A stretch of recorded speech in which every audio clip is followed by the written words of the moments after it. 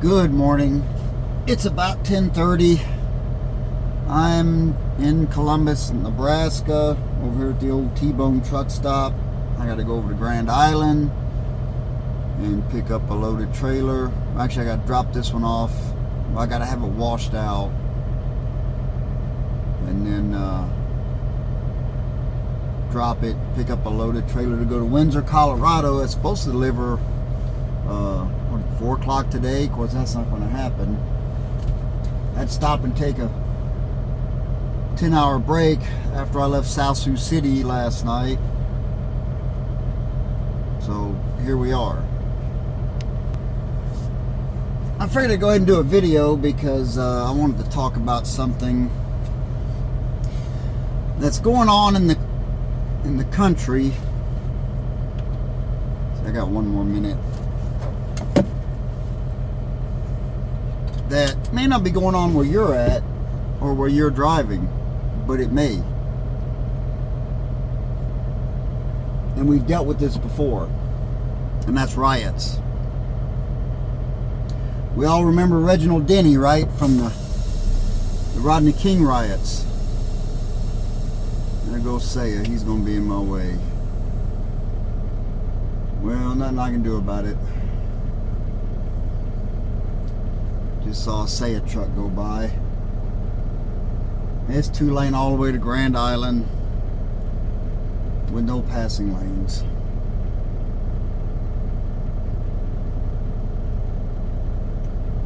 And here comes International Truck Driver School training. And as you can see, my ADD, I start talking about something and then I see something that catches my eye and that's it. Anyway,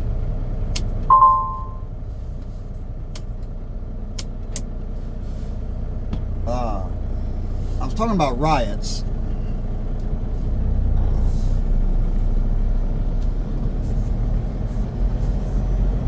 We all remember Reginald Denny. Well, maybe not all of us. Some of us aren't old enough to remember Reginald Denny. Reginald Denny was a truck driver in California during the Rodney King riots.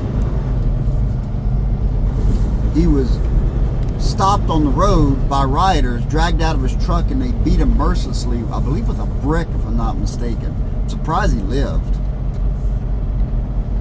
Now, Reginald Denny, being a good California liberal, you know, just kind of, well, you know, I'm a white guy, so it's probably my fault for, you know, whatever. Anyway, I'm not going to get into all of Reginald Denny's politics, but the point is, you're coming into a major city and there are riots. What do you do? Now, we did have a guy during the George Floyd riots in, I believe, Minneapolis that ended up driving through some rioters because they were surrounding him. Now, I'm not a lawyer. Let me make that abundantly clear. I am not an attorney, and I'm not pretending to be an attorney. Before anybody goes in the comments and says they're going to sue me for giving, you know, legal advice, I'm not. I'm telling you my philosophy on it. And here's my philosophy. I go by the whole it's better to be judged by 12 than carried by 6 philosophy. And what I mean by that is, don't let someone take your life if you can help it. Defend yourself. And if that means driving away, it means driving away. Give people a chance to get away from you. If they choose not to get away from you, look at this guy pulling out here. Gone 1.3 miles. He didn't even stop at that stop, so he just pulled right out. Didn't even stop.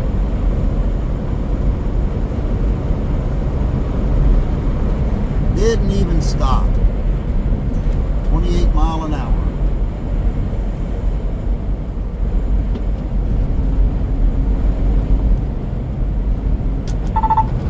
I'm going to go around him.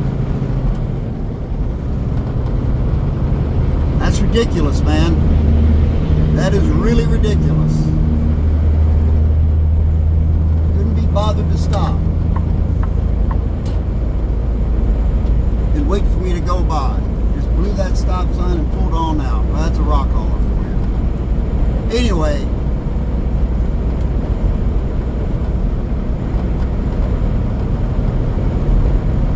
what I was saying was, don't be a victim. I'm not saying that you need to jump out of the cab of your truck like Rambo and start capping people if you carry. In fact, it's probably the last thing you should do in a state like, say, Minnesota or California or somewhere like that. I'm not saying that you should just run down people willy-nilly, like, oh, there's a crowd of protesters, let me aim my truck for them. What I am saying is, if you're stopped and people are surrounding you, I believe you have every right to try to get out of the situation. You can lay on your horn and warn people, hey, I'm about to go through, man. I'm not going to let you drag me out of this truck.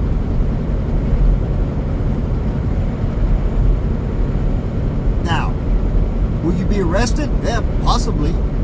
Good chance of it. Will you go to trial? Possibly, good chance of it. But again, would you be dead if you hadn't done that? Possibly, good chance of it. Because when a mob gets whipped into a frenzy, they don't care who they attack. They're just pissed off and they want blood, anybody's blood.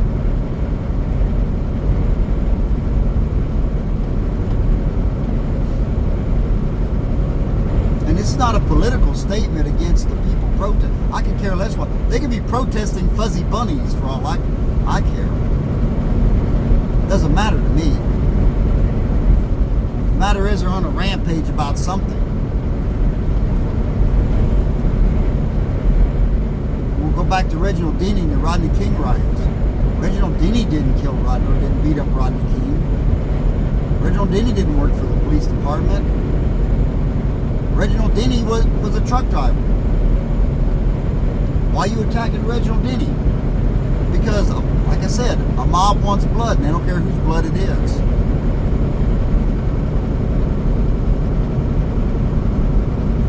Another thing, you've got these people who take over freeways. You got the guys on the crotch rockets, on the motorcycles that take over freeways.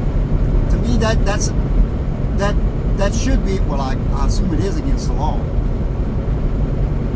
But things like that, I think you ought to be legally able to give a warning and then continue going forward. Because at that point, you fear for your life. I don't know these people. I don't know what they plan to do, but they're blocking a public highway. I don't care if they're on foot. I don't care if they're on their crotch rockets, four-wheelers, whatever. You're blocking a public highway. I fear for my life. I don't know what you're going to do.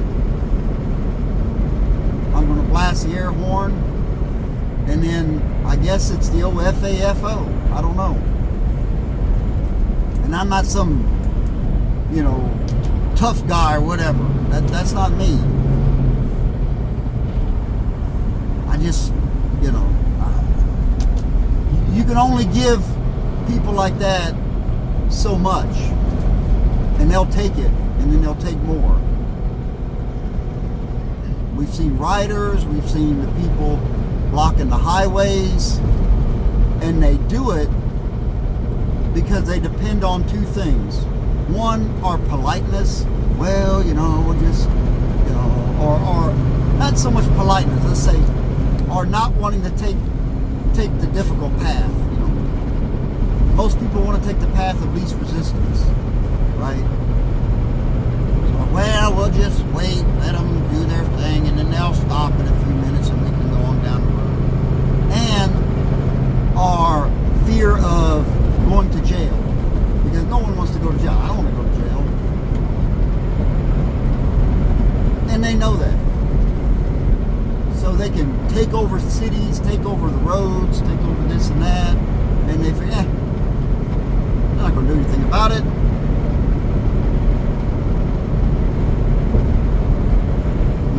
police departments now are run by pretty progressive police chiefs that aren't going to do anything about it.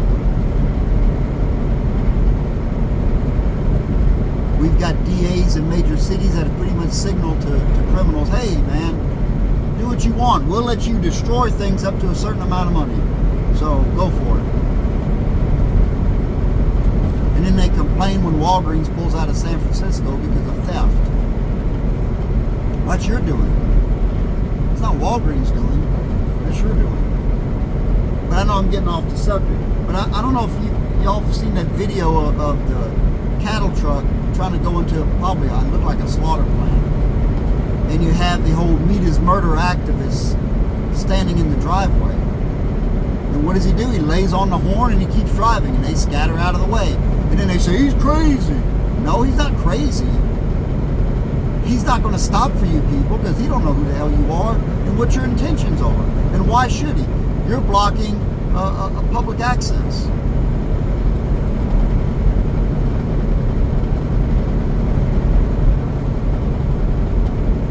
Now, they got out of the way, so no harm, no foul.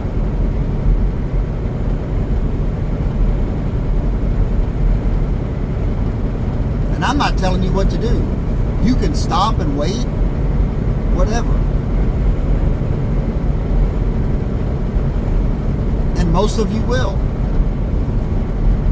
And if I got people who just are just walking across the road, whatever, yeah, I'll probably stop and wait too. But if they're stopped on the road and they're walking around my truck, I'm gonna let those judge 12 or those judge. I'm gonna let those 12 judge me, man. I mean, I'm not gonna lose my life. I remember going into Chicago during the riots early in the morning, right about sunup, and you can still see the smoke. Now, there was no problems where I was at. There was some debris on the streets. You could tell where people were doing something overnight, but by the time I got there, it was business as usual. Which in Chicago, business as usual is multiple murders a night anyways.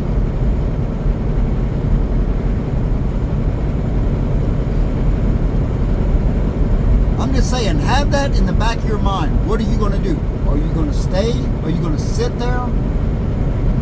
Or are you going to try to get out of the situation? Because there's a very good chance,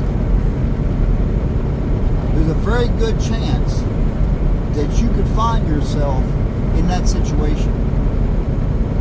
Especially if you go to the more, let's say, militant cities, like Minneapolis, like Chicago, like Portland, like Seattle, like Atlanta.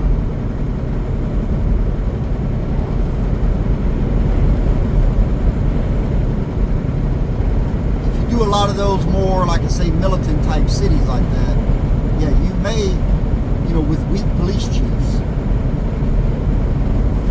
Although I think that police chief of Chicago is pretty tough. He's just got to deal with the weak mayor. But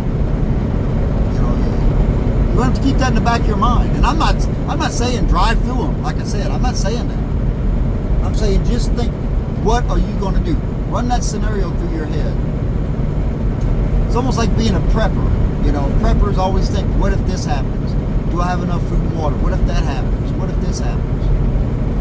You got to think like that.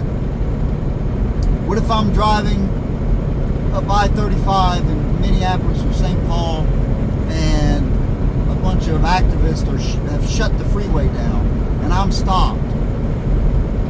Okay, now what? Do I wait? Okay, now they're starting to surround my truck. Now what? Do I wait? Now, if you got people, cars and trucks around you, there's not much you can do.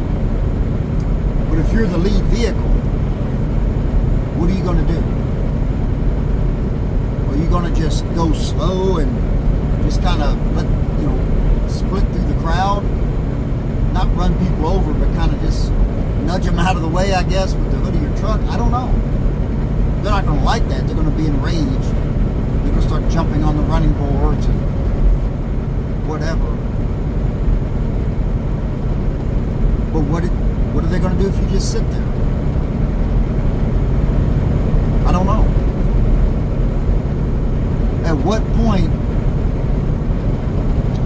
one in the right. Actually, I think they're the one in the wrong the second they block that freeway. They are in the wrong. At that point, you're holding up interstate commerce. To me, that should be a federal crime. The Commerce Clause is in the federal, U.S. Constitution. So at that point, you are holding up interstate commerce. There's somewhere in that crowd of vehicles or commercial vehicles that you're holding up.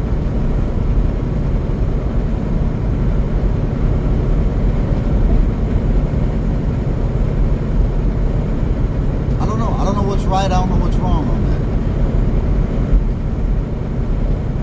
I've run the scenarios through my head. Now, I don't go to too many cities.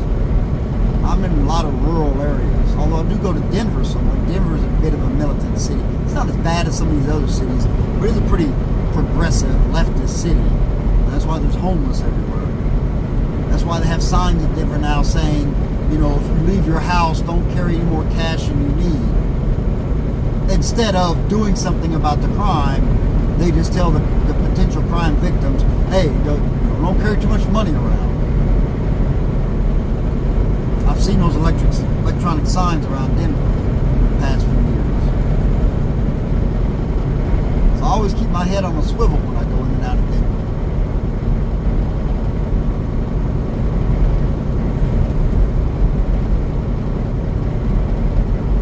I don't really go to Minneapolis, Chicago, any place like that.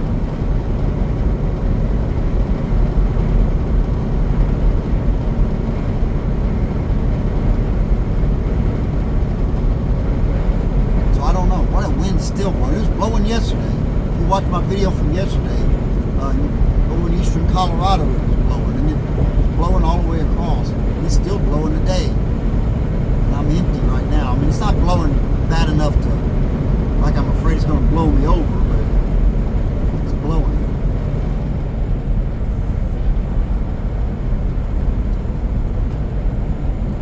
I'll tell you, Anchorage, Alaska is a pretty militant city. The deal about Anchorage, though, is everybody's high, so nobody really wants to riot. Because, everybody's too laid back. Oh man, I would go riot, but dude, I'm high and, I'm going to go eat a burrito or something.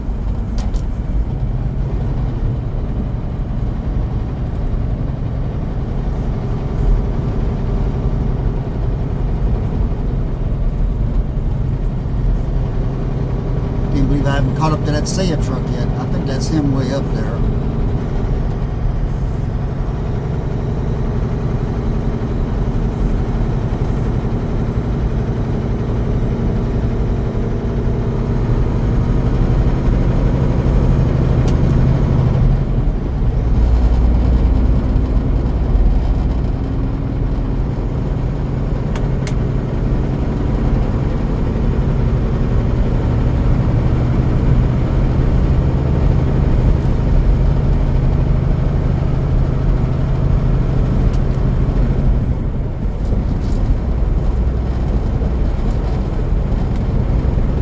Coming in here at night at JBS because I just dropped the trailer across the street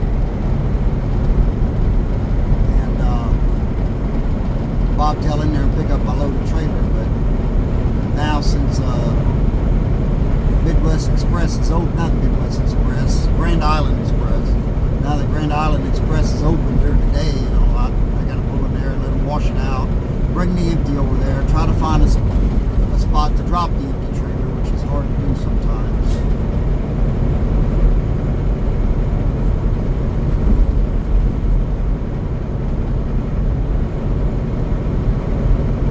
But anyway, I just thought I'd bring that up with everything that's going on. We have to think about those things. What would you do? Now, if you're a European driver and you've got riots going on, it's a bit different because Europe just does not recognize self-defense as a right. Not in the extent that it does in most of the U.S.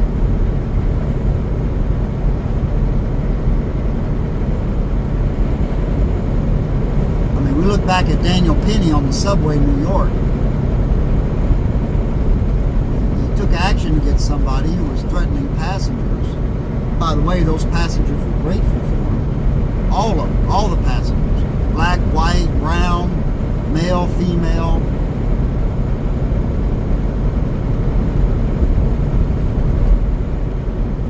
It wasn't a racial thing or anything like that to them. It was a, this guy's crazy, and I'm glad Daniel Penny was here to, do something. And I'm sure he thought in the back of his mind, all right, I'm in New York. I'm probably going to be arrested for this and tried. But I'm going to do the right thing. Now, he was doing it for other people. What I'm talking about is self-preservation. I'm not even talking about helping someone else. I'm talking about helping yourself at this point. I mean, unless you have someone else in the truck with you.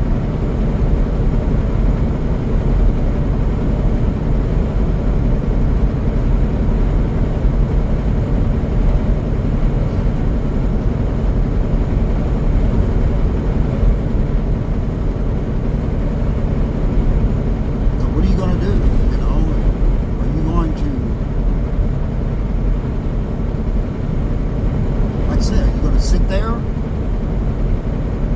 are you going to try to go? If you ask me, I don't know. It depends on the situation. I may sit there for a bit, but like I said, if they start surrounding my truck, I don't know. At that point, I may have to make a decision. I can't tell you what I would do. I'm not going to sit here and try to be some tough guy. Oh yeah, man, I'll run them down. Taking a life is not as easy as it looks on TV. Even if it's somebody you don't like, even if it's somebody who hates you, even if it's somebody who vehemently disagrees with you, taking a life is not as easy as you think it is. I hear a lot of people who I agree with, maybe politically. Oh yeah, man, they mess with me. I'm gonna take them out. FAFO.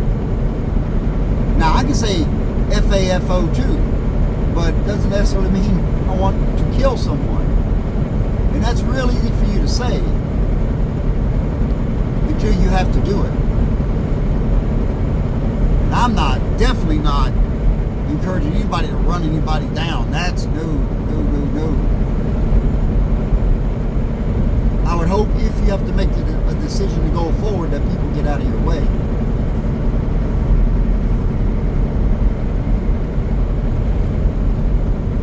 That would be my hope.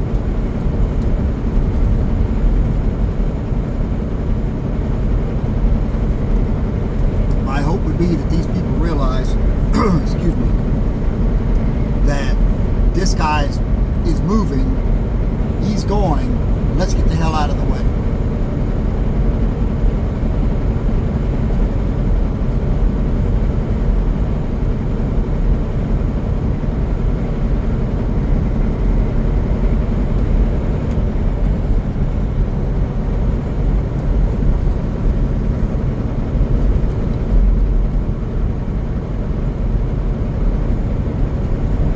If you're gonna be one of these, get out of my way, or I'll run them down.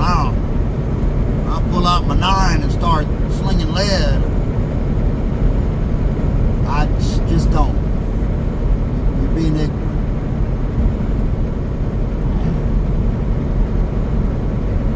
You ask anyone who's had to take someone's life, and they'll tell you that's the last thing I wanted to do. Now, if it's your life or theirs, or someone else's life or theirs, your family's life or whatever. Yeah, I'm not against it. Don't get me wrong. There's a time and a place. What I'm saying is, don't take that lightly. Don't take taking another life lightly. Even if it's someone who wants to take your life, you've still taken a human life.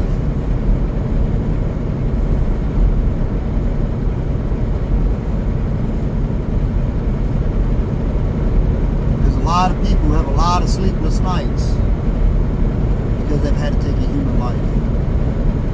There are guys, I've known guys, truck drivers. I knew a guy at a place I worked, some woman did suicide by truck by purposely crossing the median and hitting him head on. He was never the same after that. It wasn't his fault. I mean, she wanted to die. But I mean, I would even say he did not kill her. She killed herself. But she used his truck to do it. And that's why I don't, if you're going to kill yourself, which I don't want anyone to do that, but don't involve other people like that. Because then that person has to live with that the rest of their life. That person's dead because of me. No, that person's dead because they decided that they didn't want to live anymore. Yeah, but if I hadn't been there, if you hadn't been there, they'd have done it to somebody else. You don't think like, we don't think like that at that moment.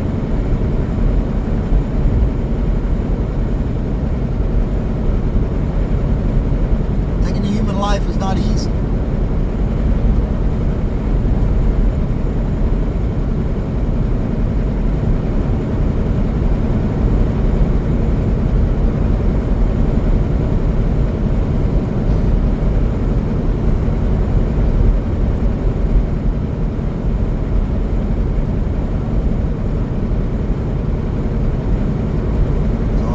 Hear people come on here and talk about how they're, oh yeah, I'll do this, and I'll do that, I'll just blow them away. This is not some 80s action flick, man. And I love 80s action flicks, don't get me wrong, but I was raised on them. But at the same time, that's a movie.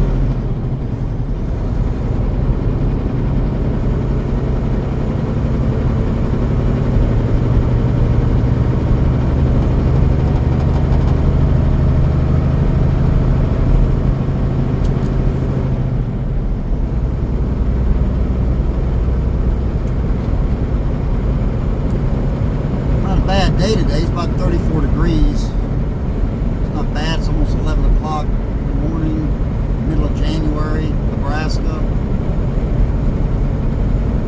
Yeah, the Platte River should be frozen over by this time of year, and it's not.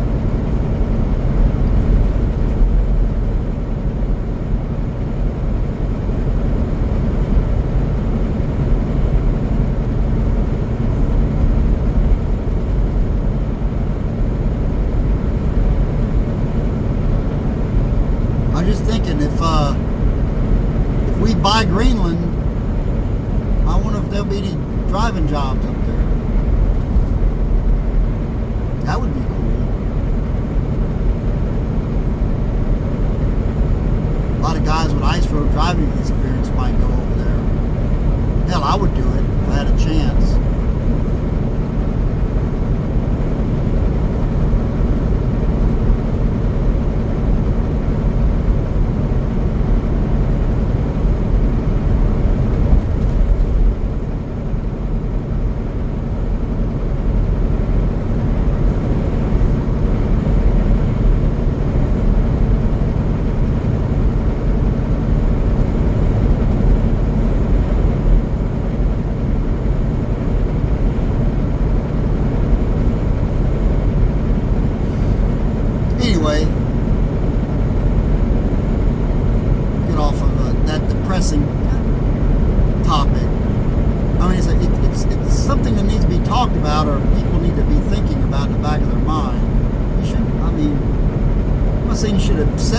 for it.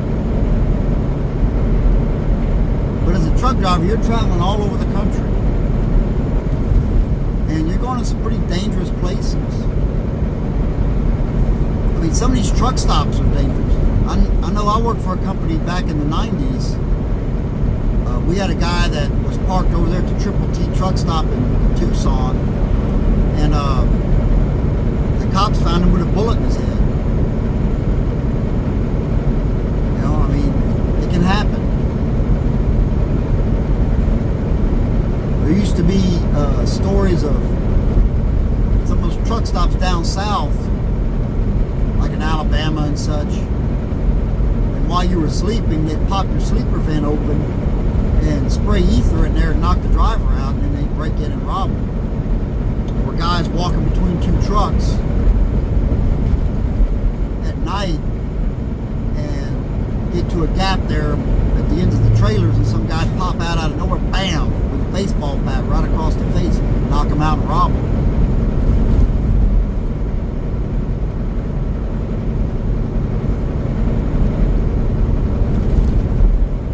I had a guy try to rob some produce out of the back of my trailer.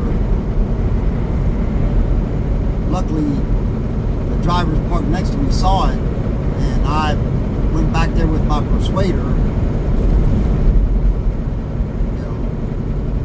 Stop to it. No, I didn't do any Rambo stuff. I'm not one, you know. I just told him, hey man, that celery's not worth your life. And he set it down and left.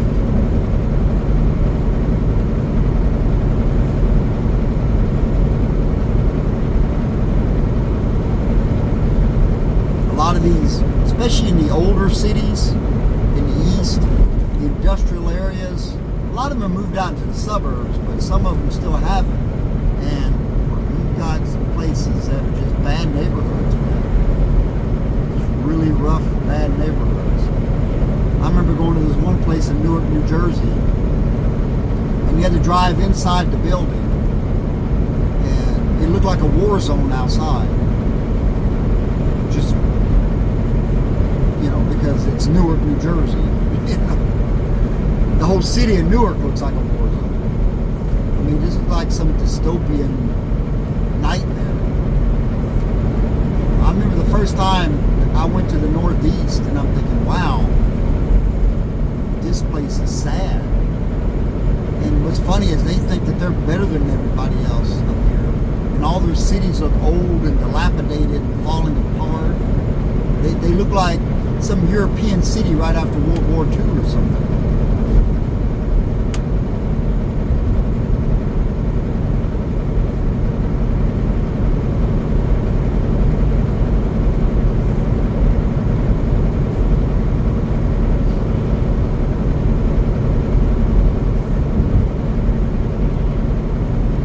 I used to spend a night at this place in Philly. I used to deliver to every once in a while. And, you know, I was young then. I didn't think about it, you know. Probably wasn't the smartest move.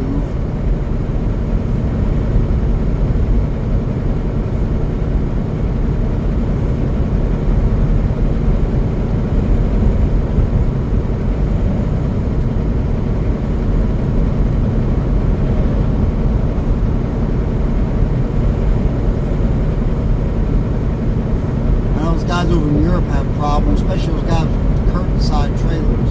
They have problems with thieves cutting the curtains to try to steal what's inside. I know a lot of those guys, to the point where if they're empty and they're stopped at night, they just open their trailer door so the thieves can look in there and see that they have nothing in there, so they're not, you know, slicing their curtains open. But it's sad that they have to do that. It's sad that they have to kowtow to the thieves like that. To where, oh no, I have nothing. See, leave me alone, please.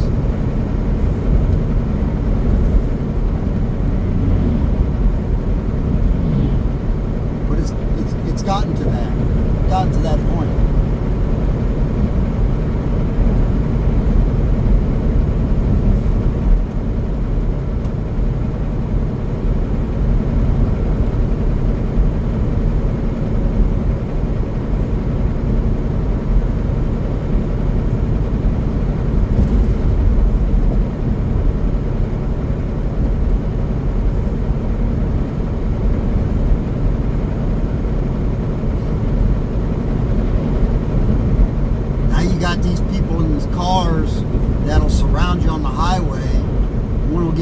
beside you, and another one will get up in front of you, and then he'll get right in front of you and slam on his brakes. So you'll rear end them. And then of course they claim, that you rear ended them. It's a little harder nowadays since almost all trucks have outward facing cameras. But they still try it. Because they know that even with the cameras, a lot of insurance companies will just roll over and pay them just to shut them up. Which then that hurts the driver, because then he gets an accident on his record. It shows that he cost the company or the insurance company so much money that he can lose his job over that. The insurance companies don't care. I know a guy who's literally rear-ended by a car, by some girl who wasn't paying attention and rear-ended him, and the insurance companies paid her off.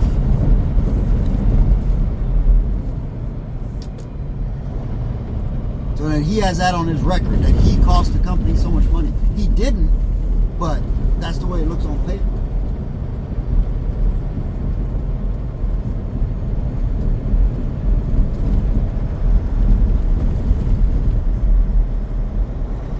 But we always devolve ourselves to the lowest common denominator. This girl had no business being on the road. She's an idiot, but let's pay her off. Well, what are you telling that girl? Well, I can do whatever I want around trucks, and I'll get paid. Not only will I not get blamed for it, they'll give me money.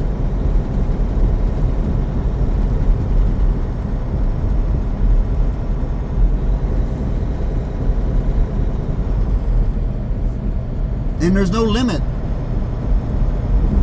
on how much money. There's limits in certain industries on how much money you can sue for. Not in the trucking industry. That's why you got these $30 million judgments. Things like that. These ridiculous amounts of money. Now, they usually get whittled down in appeal. But still. I'm not going to make this light. No sense trying. Yeah, I didn't figure. Excuse me.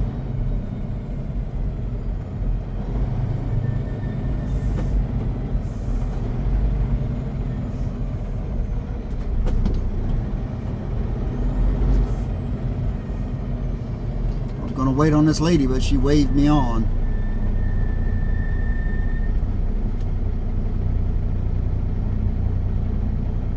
I don't know if she was trying to, yeah, she's getting in. I just sat back there and waited, but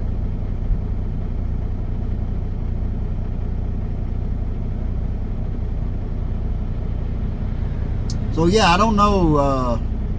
There's a lot of obstacles, man, in this industry. There's a lot of things you have to navigate that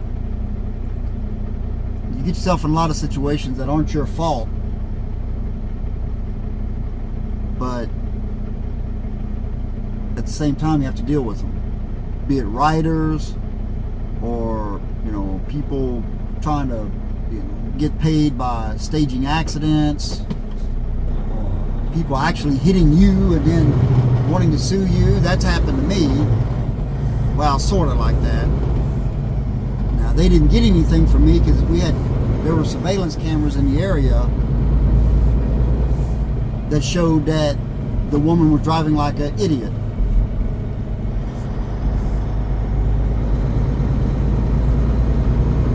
I had to do a deposition and everything. I had to go downtown when I lived in Dallas to some attorney. Luckily, our attorneys didn't just roll over. Our insurance company didn't just roll over for this woman.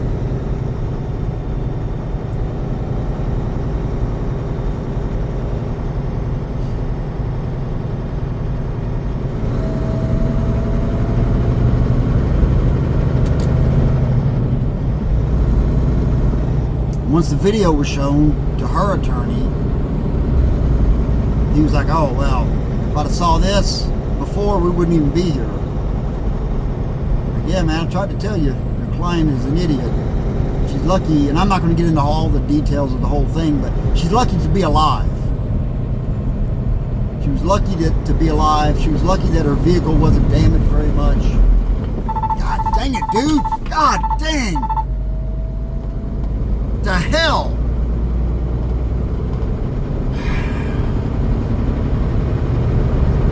like that, man. Rap like that. Jesus. There's one of our drivers.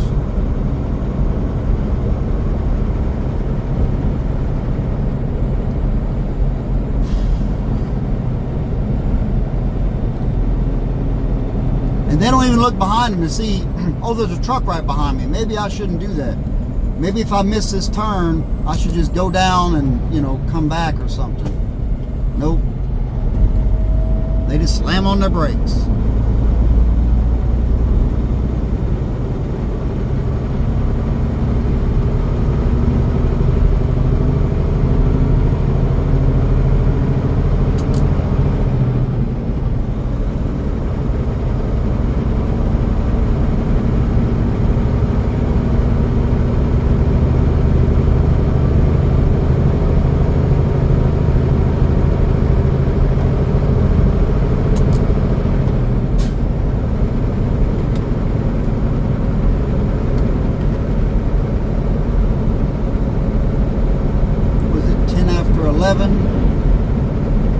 Probably about 11:09. I'm going to remember that just in case.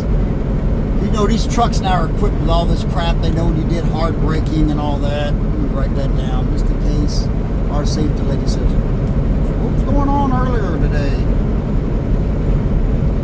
Something is said. I'm going to say, watch the camera footage. I got an outward facing camera here. Watch the camera footage.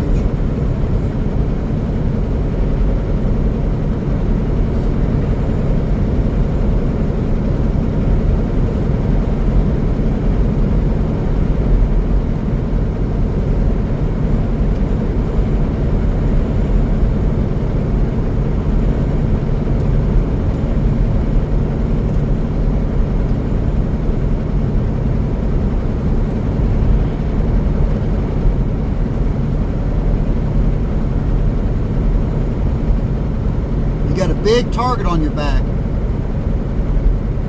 in one of these trucks. Everybody looks at you as a potential payday.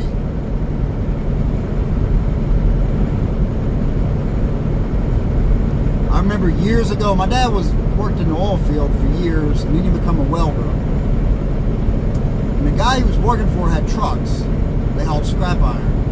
And he asked my dad if he would help, if he wanted to help out, you know, when things were slow in the shop. And he said, yeah, okay. He said, you know, I'll take you, this is back in the day, you just had to get a Class A license, and I'll, you know, take you down and you can take a test in one of my trucks, get your Class A license, etc. and all that. Anyway,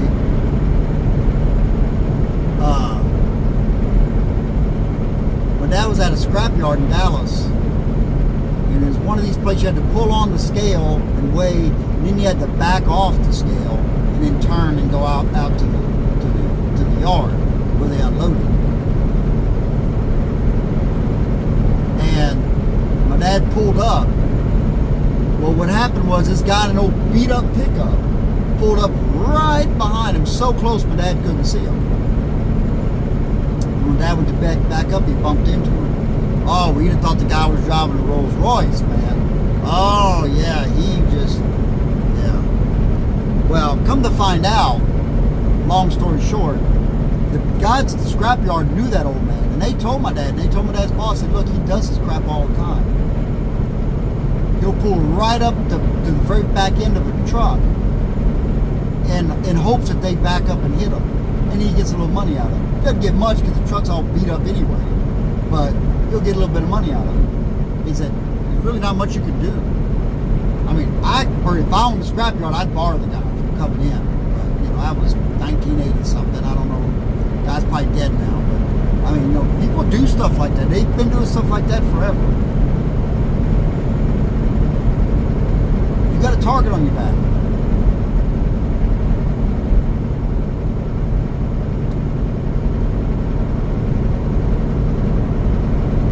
You don't just have to worry about driving through riots and things like that. You've got a target on your back. This is what I tell a friend of mine, and he was a mechanic turned truck driver, and he didn't understand it until he started driving. And he said, okay, I get why you're the way you are.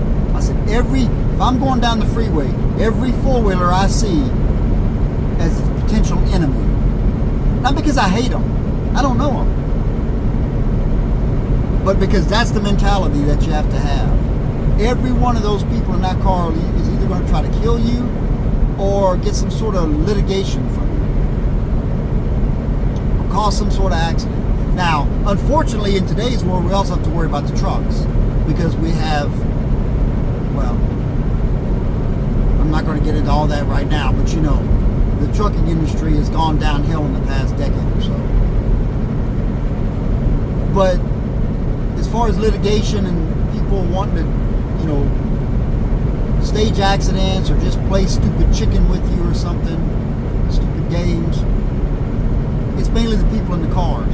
And you have to look at all of them as a potential hazard, as an enemy, as someone who does not have your best interests at heart. They could care less about you. And if they had a chance to do something to make your life more difficult, they would do it.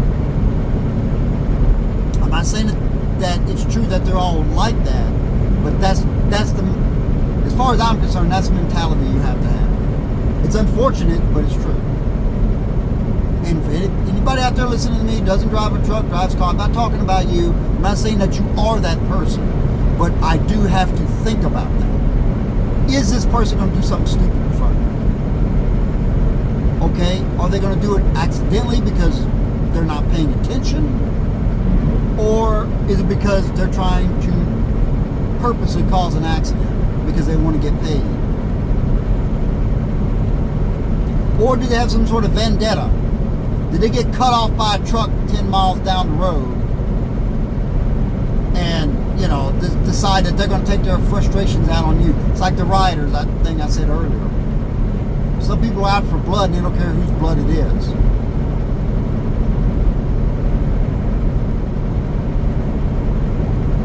There was a guy when I was living in Dallas years ago that was going around on a motorcycle at night and shooting truck drivers on the freeway. And come to find out he had some altercation with some guy in a truck before. They finally caught him. Shooting mainly these guys that are dropping fuel overnight at the convenience store, you know, guys like that.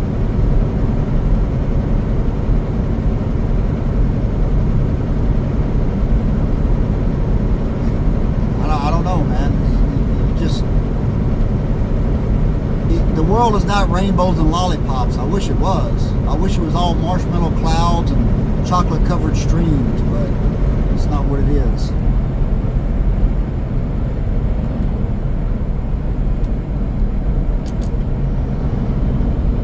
You know, this is not the 1950s where, you know, you're the white knight of the highway and they write songs about you and make movies about trucking and all that. Those days are over.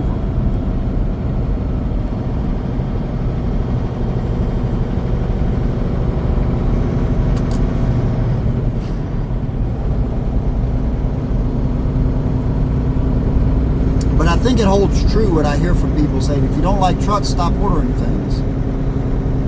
Right? Stop.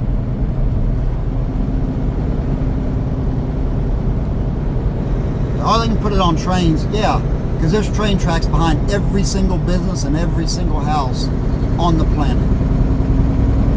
Could you imagine the chaos if there were railroad tracks crisscrossing all the roads because they had to have a track behind every single business and every house? Holy mackerel.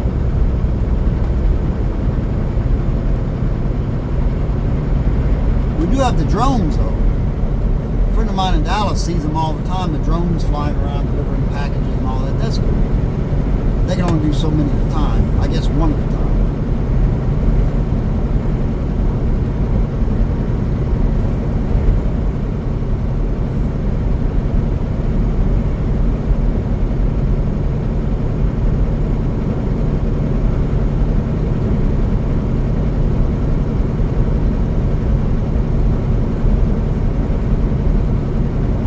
It's not, you know, it's not because I dislike people. I mean, I'm not a big fan of humans, don't get me wrong, but it's not my dislike of people. why I say what I say about looking at everyone as a potential threat or potential enemy or whatever. It's self-preservation, or I guess you could call it maybe a form of defensive driving, right? Treat everyone around you like they don't know what they're doing. They don't care about you. You know, they don't like you. And they may even be trying to do something to extract money from you. Whether they actually are or not, it's irrelevant.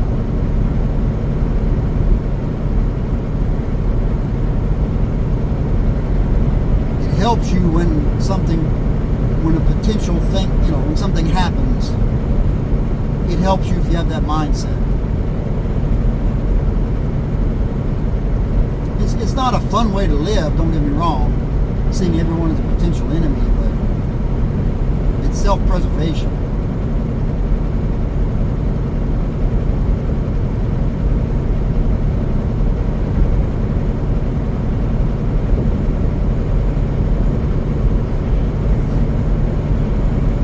Like that guy in front of me back there. Oh, no way he's going to slam on his brakes. Whoop, there he goes.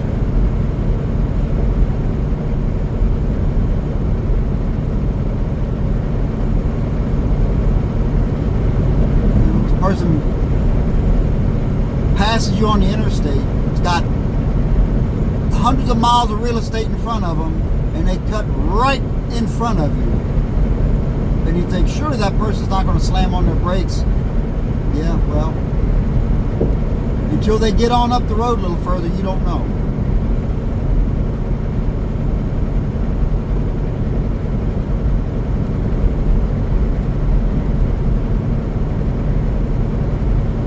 Surely somebody wouldn't be stupid enough to park behind my trailer between me and the dock that I'm about to back into. I've seen that happen. I've seen it happen, and it wasn't even the person trying to get paid. They were just stupid. I saw that happen. A guy pulled up, he didn't back all the way up. He stopped to open his doors, and he ran inside to let him know he was there real quick, some place he was in and out of all the time. And I was there getting loaded. And he'd opened his doors, and then he ran in there, I guess, to let him know, hey, I'm here, this is what I'm picking up. And he runs out straight to the cab of his truck, and some girl had pulled up in a pickup right behind him. Now, there's all kind of other places she could have parked.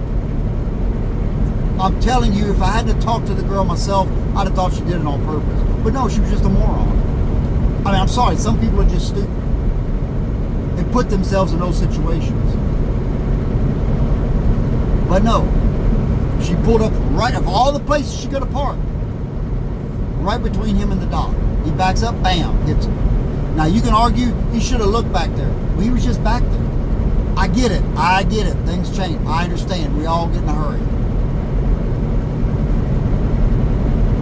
No one expect the unexpected, right?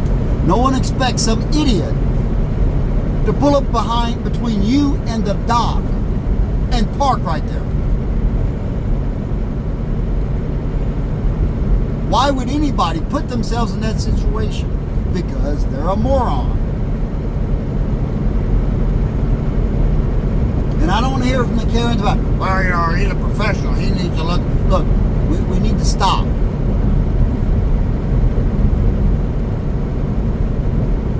And I talked to the girl because she couldn't get out. It crushed her driver's side door. She had to get out on the passenger. Big girl. She had trouble getting across. She was doing like package delivery or something with her own vehicle. And, whatever. But, and I was like, why'd you park? Well, I'm going to run in and put this package on the dock. I didn't know this idiot, and she called him an idiot and all that was going to back. I said, well, he's backing into the dock. Well, how am I supposed to know that? It's when his doors are open. I mean, well, I thought he was pulling out. I said, well, if you don't know what he's doing, then why not park somewhere else? Now, like I said, she was a very big girl. She didn't want to walk. She could have pulled over to the side, got out, walked 20 foot, and put it on the dock, but she didn't want to walk. So,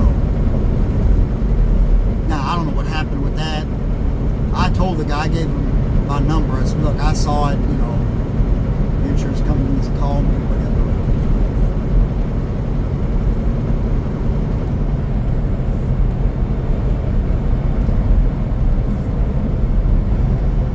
And I'm not going to just say it wasn't the truck driver's fault just because it's a truck driver. I'm not going to do that.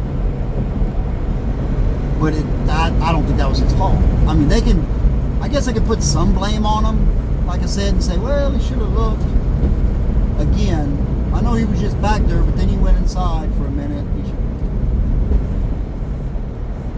Yeah, at some point, though, you got to take a little personal responsibility and say, you probably shouldn't have parked behind a truck that's backing into a dock.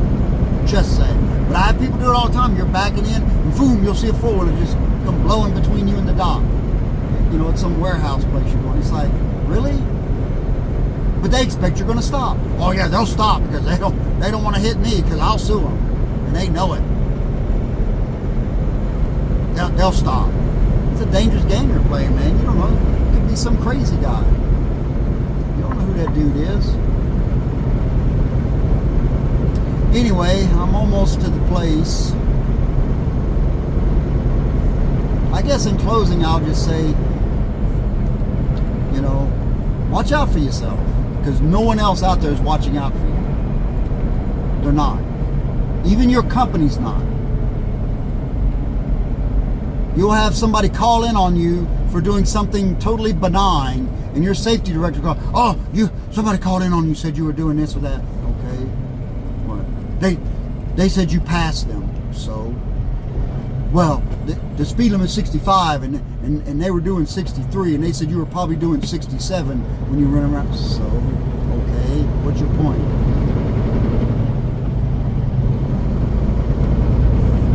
You know, instead of your safety director saying, yeah, okay, I'm not worried about him going 67 into 65. I mean, come on, man, get over yourself.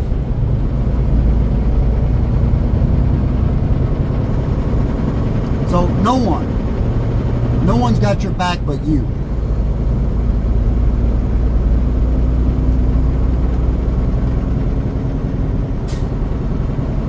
I mean, it's unfortunate. There again, it's unfortunate, but it's true.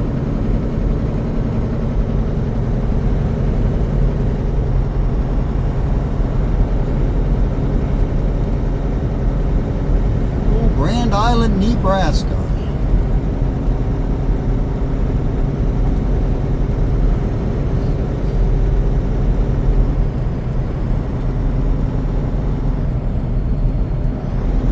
This load's ready. It's supposed to have been ready last time. Well, I say that. It's JBS. Who knows? I know there's a trailer assigned to the load. That doesn't always mean anything, though.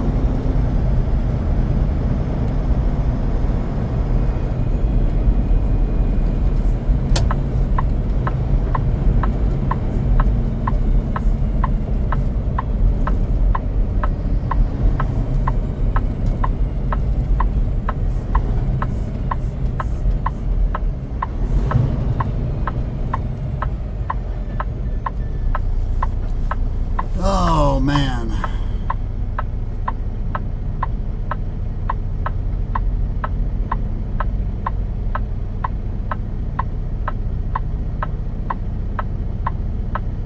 Where Johnson Feed is going. Must be empty. Doesn't have a seal on the trailer. I don't know if they do a lot over here at this JBS or not. They're in good with Empirical Foods, I know that.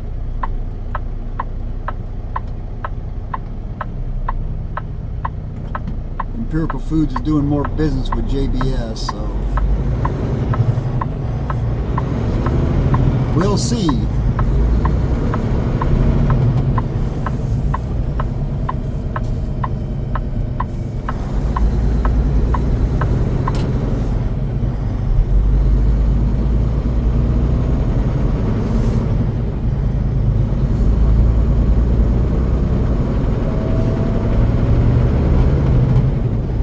JBS off to the left.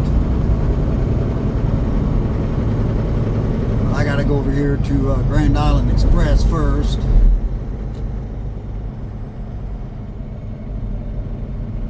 See, we got a trailer dropped. Yeah, he's going into Grand Island too, so.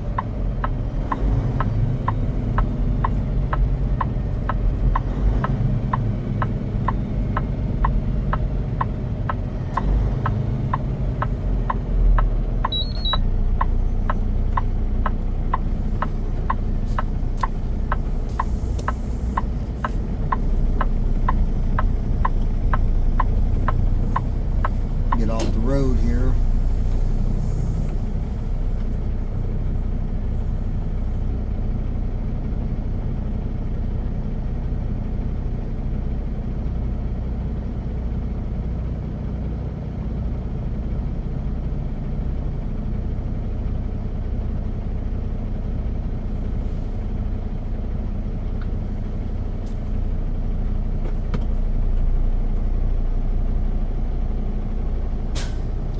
Actually, I'm thinking I'm just going to drop it and let the yard guys take it on in there.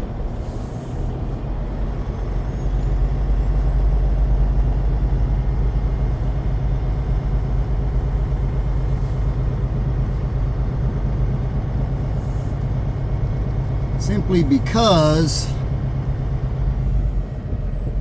it is such a pain. You gonna wait on me? To get in and out of, or to get in down there where you have to drop your trailer, it's always so full.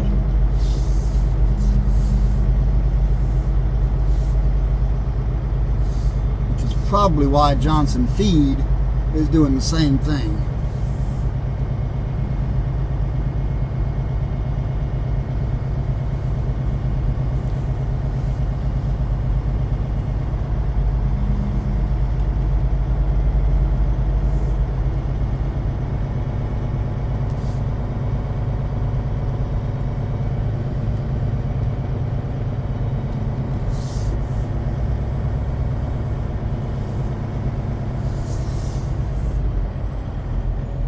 What we're going to do is we're going to go ahead and end this video, and I may do another one later.